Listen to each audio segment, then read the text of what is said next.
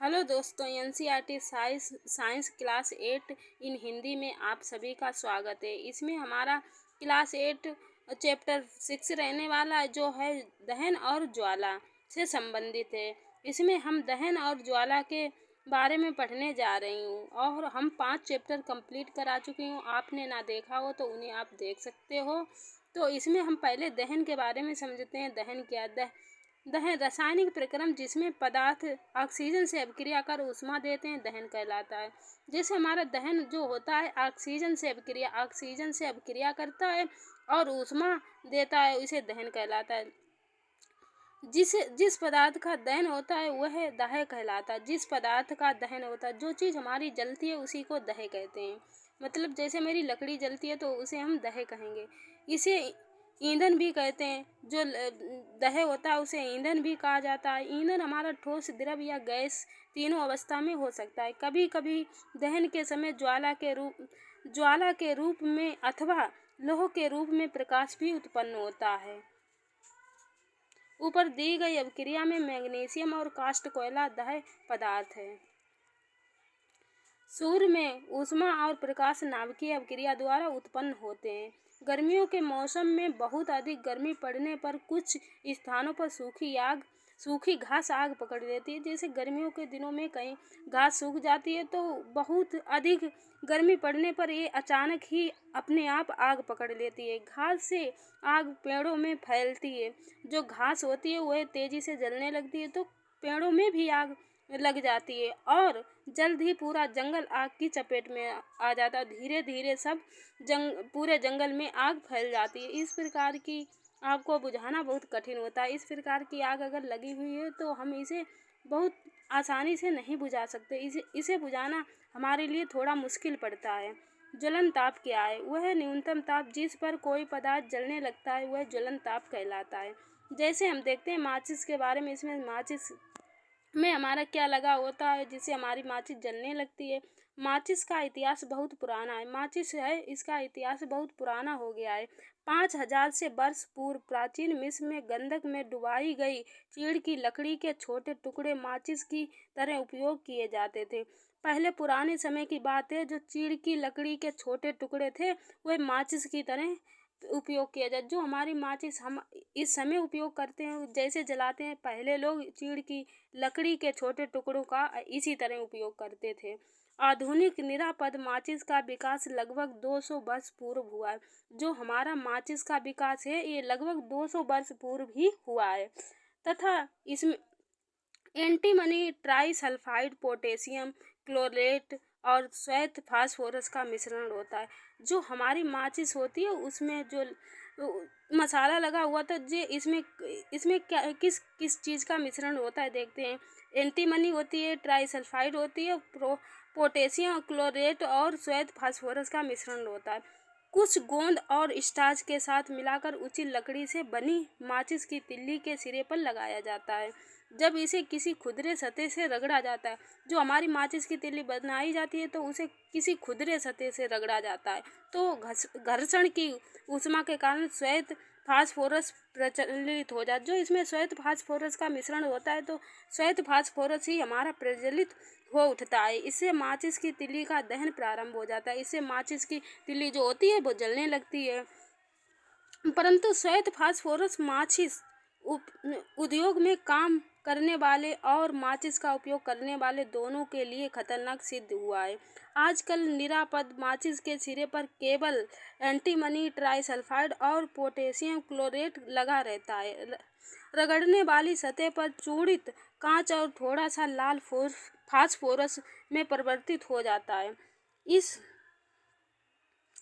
Phosphorus में परिवर्तित हो जाता है तो यह तुरंत माचिस की तिल्ली के सिरे पर लगे पोटेशियम क्लोरेट से अभिक्रिया कर पर्याप्त ऊष्मा उत्पन्न कर देता है, जिससे एंटीमनी ट्राइसल्फाइड का दहन प्रारंभ हो जाता है। हम ज्वलनशील पदार्थ देखते हैं, जिन पदार्थों का ज्वलन ताप बहुत कम होता है और ज्वाला के साथ सरलतापूर्वक आग पकड़ लेते हैं, ज्वलनशील पदार्थ कहलाते हैं। जिन पदार्थों का जलन ताप बहुत कम होता है, जलने का ताप बहुत कम होता है और ज्वाला के साथ सरलता पूर्वक आग पकड़ लेते हैं, ज्वलनशील पदार्थ कहलाते हैं। जैसे हम उदाहरण के तौर पर देख सकते हैं, हमारा पेट्रोल हुआ, बहुत जल्दी आग पकड़ लेता है, अल्कोहल भी पकड़ लेता है, द्रवित पेट्रोलियम गैस एलपीजी जो होती है हमारी बहुत जल्दी आग पकड़ लेती है। जल सबसे प्रचलित अग्निशामक है। जो हमारा जल होता है सबसे प्रचलित अग्निशामक है, परंतु जल तभी कार्य कर पाता है जब लकड़ी और कागज जैसी वस्तुओं में आग लगी हो। हम जल से आग तभी बुझा सकते हैं जब हमारी लकड़ी या कागज में आग लगी हो। यदि विद्युत उपकरणों में आग लगी हो तो जल विद्युत का चालन कर सकता है। जब हमारे विद्युत उपकरणों में आग लगी हो तो ये विद्युत का चालन कर देता है और आग बुझाने वाले को हानि हो जाती है। तेल और पेट्रोलियम में लगी आग बुझाने हेतु भी जल का उपयोग उचित नहीं होता। जब हमारे तेल या पेट्रोल में आग अचानक से लग जाती है तो हमें उसे पानी से नहीं बुझाना चाहिए। इसमें पानी का उपयोग उचित नहीं होता। क्या आपको याद है कि जल तेल से भारी होता है। जो जल हमारा होता है तेल से भारी होता है, अतः यह तेल के नीचे चला जाता है और तेल ऊपर जलता रहता है। जो हमारा पानी होता है वह तेल के नीचे चला जाता है और जो तेल होता है वो ऊपर आके और जलता रहता है, ये पानी से नहीं बुझता है। विद्युत उपकरण और पेट्रोल जैसे ज्वलनशील पदार्थों में लगी आग के लिए कार्बन डाइऑक्साइड CO2 सबसे अच्छा अग्निशामक होता है। जो हमारे तेल और विद्युत उपकरणों में लगी आग, इसके लिए हमें आग बुझाने के लिए कौन सा हमारे लिए सबसे अच्छा होता है? CO2 gas, carbon dioxide. Oxygen से भरी होने के कारण CO2 आग को एक कंबल की तरह लपेट लेती। जो हमारी CO2 गैस होती है वो जो तेल और पेट्रोलियम जैसे उपकरणों में लगी आग ये एक कंबल की तरह उसे लपेट लेती है, जिससे ईंधन में ऑक्सीजन के बीच संपर्क टूट जाता है। इससे ईंधन और ऑक्सीजन के बीच संपर्क ही टूट जाता है, अतः आग में नियंत्रण हो जाता है। CO2 का अतिरिक्त यह भी सामान्यतः ये विद्युत उपकरणों को कोई हानि नहीं पहुंचाती है। ये विद्युत उपकरणों को भी कोई CO2 जो हमारी होती है वह विद्युत उपकरणों को भी कोई हानि नहीं पहुंचाती है और आग को एक कंबल की भांति लपेट लेती है। इससे कार्बन डाइऑक्साइड की आपूर्ति कहाँ से मिलती है? उच्च दाब पर यह द्रव के रूप में सिलेंडरों में भरी जा सकती है। LPG किस रूप में सिलेंडर में रखी जाती है। सिलेंडर से छोड़े जाने पर CO2 बहुत अधिक फैलती है और ठंडी हो जाती है, अतः यह न केवल आग के चारों ओर से घेर लेती है बल्कि ईंधन के ताप को भी नीचे ले आती है। इसीलिए अति उत्तम अग्निशामक है। CO2 प्राप्त करने का एक दूसरा तरीका है सोडियम बाइकार्बोनेट जैसे बेकिंग सोडा, पोटेशियम बाइकार्बोनेट जैसे रसायनों में पाउडर का भारी मात्रा में छिड़काव। आग के निकट इन पदार्थों में बहुत सी कार्बन डाइऑक्साइड गैस निकलती हैं जो आग को बुझा देती हैं। दहन के प्रकार देखते हैं। तीव्र दहन क्या है? गैस तेजी से जलने लगती है तथा ऊष्मा और प्रकाश उत्पन्न करती है। जो हमारी गैस होती है वो तेजी से जलने लगती है, ऊष्मा और प्रकाश को उत्पन्न करती है। इस प्रकार का दहन तीव्र दहन कहते हैं। इस प्रकार के दहन को हम तीव्र दहन कहते हैं। फास्फोरस जैसे कुछ पदार्थ जो कमरे के ताप पर वायु में जल उठते हैं। जो हमारा फास्फोरस होता है कमरे के ताप पर वायु का अगर संपर्क हुआ तो ये जल उठता है। इस प्रकार का दहन जिसमें पदार्थ बिना किसी प्रत्यक्ष कारण के अचानक लपटों के साथ जल उठता है, इसे स्वतः दहन कहते हैं। विस्फोटक क्या है?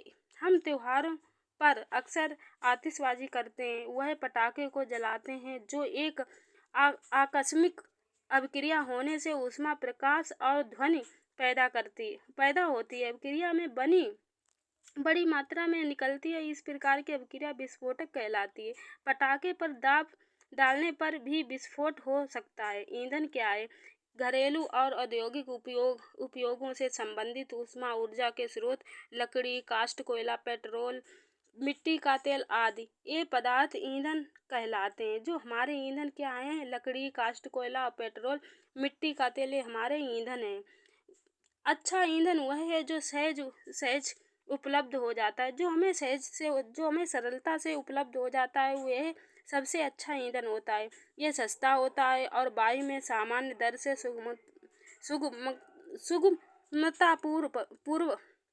पूर्वक जलता है। ये अधिक मात्रा में ऊष्मा उत्पन्न करता है। ये जलने कैसे उपरांत कोई अवांछनीय पदार्थ नहीं छोड़ती है।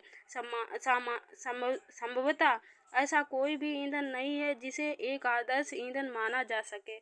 ईंधन दक्षता किसी ईंधन में 1 किलोग्राम के पूर्ण दहन से प्राप्त ऊर्जा की मात्रा ऊष्मा ऊष्मीय मान कहलाता है। ईंधन के ऊष्मीय मान किलो जूल प्रति किलोग्राम केजी प्रति किलोग्राम मात्रा द्वारा प्रदर्शित किया जाता है। तो विभिन्न ईंधनों के ऊष्मीय मान देखते हैं। ईंधन और इसके ऊष्मीय मान, गोबर के उपले तो इसमें क्या होता है 6000 से 8000, लकड़ी 17,000 से 22,000, 17,000 से 22,000, कोयला 25,000 से 33,000, पेट्रोल 45,000, मिट्टी का तेल 45,000, डीजल 45,000, मेथेन 50,000, CNG 50,000 और LPG 55,000 और जो जैव गैस होती है 35,000 से 40,000 और जो हाइड्रोजन होती है वह 15,000।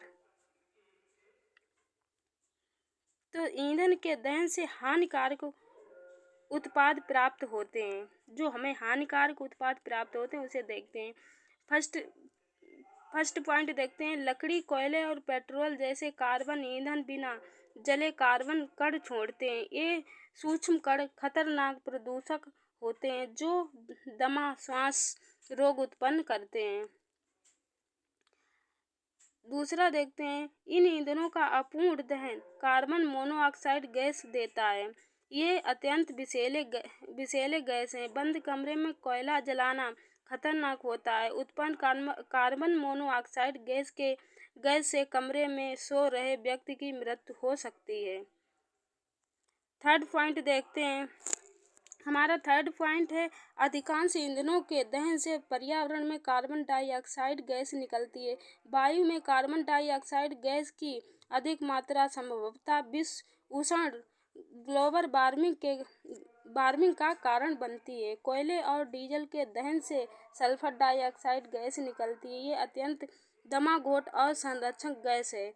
इसके अतिरिक्त पेट्रोल इंजन नाइट्रोजन गैसीय ऑक्साइड छोड़ते हैं। सल्फर और नाइट्रोजन के ऑक्साइड वर्षा जल में घुल जाते हैं तथा अम्ल बनाते हैं। ऐसी वर्षा अम्ल कहलाती है।